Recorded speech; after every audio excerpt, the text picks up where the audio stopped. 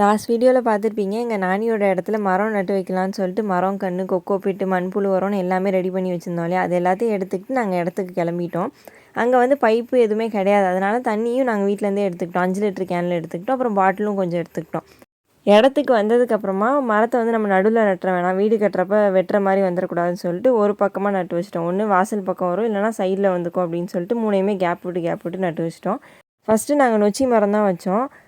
குச்சி ஊன்னதுக்கப்புறமா உடனே மண்ணை போட்டுறாமல் அதிலே கொஞ்சம் மண்புழு உரம், கொக்கோ பீட் 2யும் போட்டுட்டு அதுக்கப்புறமா தான் மேலே மண் போட்டோம். ஏன்னா அந்த கொக்கோ பீட்டில் தண்ணி ஊற்றும் போது வேருக்கு நல்லா ஈரப்பதம் இருந்துகிட்டே இருக்கும். அது ஈரத்தை நல்லா இழுத்து வச்சுட்டே இருக்கும்.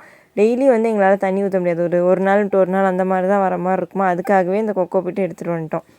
இப்போ வந்து மேலே நம்ம நோண்டி வச்சுருந்த மண்ணெல்லாம் போட்டுட்டு அதுக்கும் மேலேயும் கொஞ்சம் கொக்கோ பீட்டு போட்டு வச்சுருந்தோம். தண்ணி ஊற்றினா உடனே தண்ணி வடிஞ்சு போயிடாமல் இருக்கிறதுக்காக கொஞ்சமாக அதை சுற்றி குழியும் பறித்து வச்சுருந்தோம். லைட்டாக வந்து நொச்சி குச்சி சாயிற மாதிரி இருந்தது.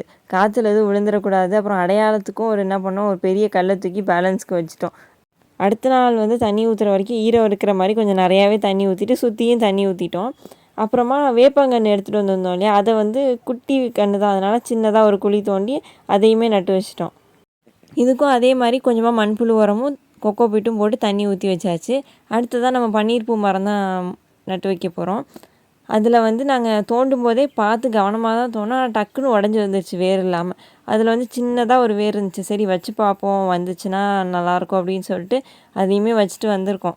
அடுத்ததாக நொச்சி மரத்துக்கு மட்டும் சொட்டு நீர் பாசனம் மாதிரி நம்மளாக ஒன்று வச்சு பார்ப்போம் அப்படின்னு சொல்லிட்டு கொஞ்சமாக அது பக்கத்துலேயே குழி தோண்டிட்டு என்ன பண்ணோம், 1 லிட்டர் பாட்டில் வச்சு பார்த்தோம்.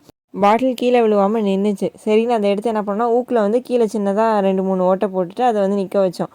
அப்போ வந்து அப்படியே சொட்டு சொட்டாக வேருக்கு வந்து ஈரம் கிடச்சிட்டே இருக்கும்.